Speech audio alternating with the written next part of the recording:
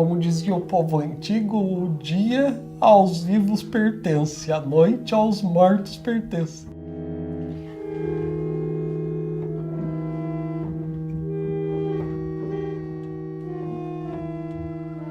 Um país sem documentários é como uma família sem álbum de fotografia. Então é uma forma da gente registrar esse legado, né? Essa nossa herança, né, cultural. Então eu acho que ele é muito relevante por conta disso, porque se você não conhece a sua história, a sua ancestralidade, né, você perde suas referências, né?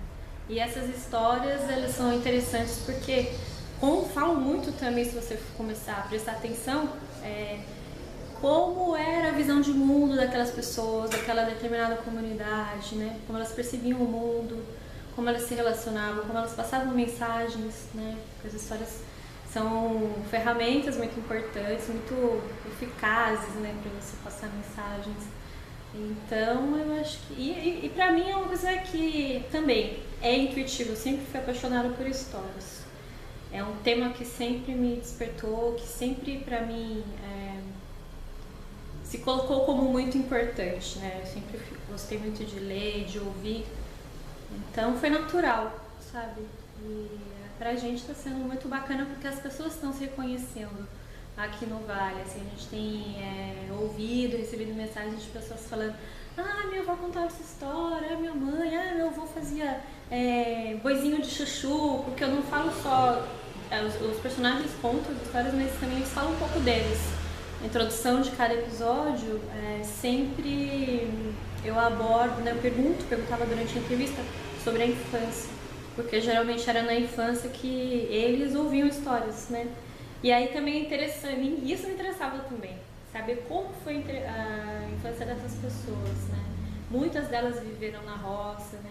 E já era um ambiente muito propício também para se ter esse tipo de história, né? A natureza, as pessoas têm um contato com a natureza diferente, né? Com o sagrado. Então, eu já tinha uma curiosidade natural também de saber como era a infância dessas pessoas. E muitas delas brincavam com brinquedos, com atividades que não existem hoje mais, né? Também tem essa... É uma forma de registrar também modos de vida, né? Como as crianças brincavam antigamente, a maioria dos brinquedos eram feitos por elas mesmas. Durante a pesquisa, eu fiquei pensando se eu ia encontrar, né, com facilidade crianças que gostavam de contar histórias ou que tinham essa relação de ouvir histórias dos avós. E aí nós encontramos. Então aí eu queria saber como é que era isso hoje, se as avós continuavam contando com muita frequência histórias para as crianças, e nós encontramos. E rolou muita sintonia, porque durante a entrevista as pessoas mais velhas falavam da sua infância e as crianças falavam dos seus avós.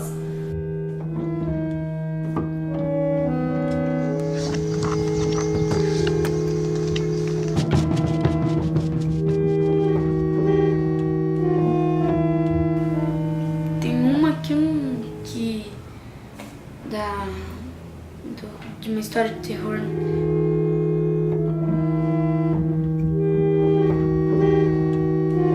Essa ideia surgiu durante a fase de produção do meu livro, que também é sobre isso, né? Sobre causos. E aí eu achava que o audiovisual seria uma mídia interessante porque você consegue compartilhar com muita gente, né? Então na internet, como a nossa ideia também era registrar isso e compartilhar com o público que geralmente não tem tanto acesso a essas histórias, do público mais jovem, a internet é uma mídia muito interessante. Então a gente acabou optando por fazer uma websérie, né? Embora assim, os episódios também passem em outros canais, vão passar em canais de TV. E a minha irmã, uma vez, ela foi numa festa de noite, ela com 2 primos, lá pro lado da Dona Esther, diz que ela passou no mato onde puseram o corpo seco, diz que deu uma ventania, mas uma ventania que parecia que vinha vindo um temporal. Esse projeto foi idealizado por mim, né? Eu já tenho essa ideia de fazer uma série sobre os contadores do Vale desde 2011, né? Porque eu estava escrevendo meu segundo livro. O primeiro se chama O Que Se Conta Daqui e o segundo se chama Encantos e Malas Sombras de Jacareí. O primeiro eu escrevi em parceria com a Erika Turci, ela é pesquisadora, coordenadora de pesquisa, e eu fiz os textos. E o segundo eu escrevi em parceria também com mais 3 autores, né? O Elton Rivas, a Estela Lemes e a Erika, que fez a pesquisa. Nos 2 livros nós fizemos pesquisa sobre os causos de Jacareí e da região.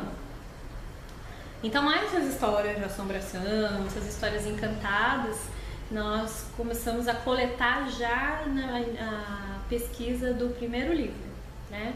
Que é ele foi publicado em 2007 e o segundo em 2011. Então, eu já tinha um material que não tinha sido usado dos livros de pesquisa. No segundo livro, Encantos e Malas Sombras, nós fizemos um registro audiovisual também. Então, mas assim, pra gente, né, não era nada, não havia a intenção de postar isso, né, ele era um registro nosso. E aí nessa época eu tive essa ideia, porque a minha formação, na verdade, é em audiovisual, né, eu sou formada em rádio e TV. Eu sou roteirista, né, e estou trabalhando na área de direção, assistência de direção há 3 anos.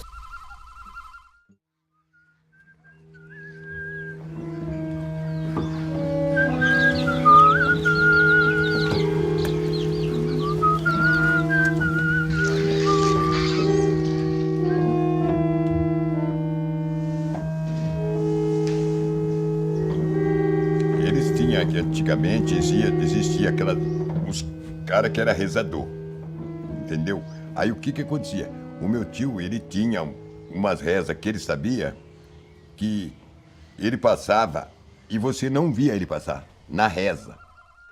Olha, os contadores é uma escolha muito intuitiva. Eu escolhi por empatia e pela qualidade das histórias. Então, os contadores que eu mais gostava, né, e que pra mim, né, contavam histórias boas, né, histórias interessantes, foram os que eu escolhi. Na verdade, assim, todas as pessoas que eu entrevistei, eu dei muita sorte. Aqui em Jacareí, algumas pessoas eu já sabia que ia entrevistar. O Sarquis de Santa Branca e o Zé Borracha de Paraibuna eu já conhecia. Mas as outras pessoas eu fui conhecendo durante a pesquisa. E foi uma empatia de cara. Então, as pessoas que eu chegava para conversar, gostava das histórias, entravam. O que acontece também é que algumas histórias são recorrentes, né? Então, eu procurava diversidade também. Então, por exemplo, se um contador me chegava com uma história diferente, que eu não tinha ainda, que eu achava boa, ele tinha prioridade. O critério que eu usei, além assim, da qualidade das histórias, as histórias que mais me chamavam a atenção, eu procurava histórias também que geralmente tinham testemunho. Histórias que ou tivesse acontecido com o próprio contador, ou tivesse acontecido com alguém próximo, algum parente, algum amigo. Isso me interessava muito também. E foi relativamente fácil achar essas pessoas, inclusive as crianças.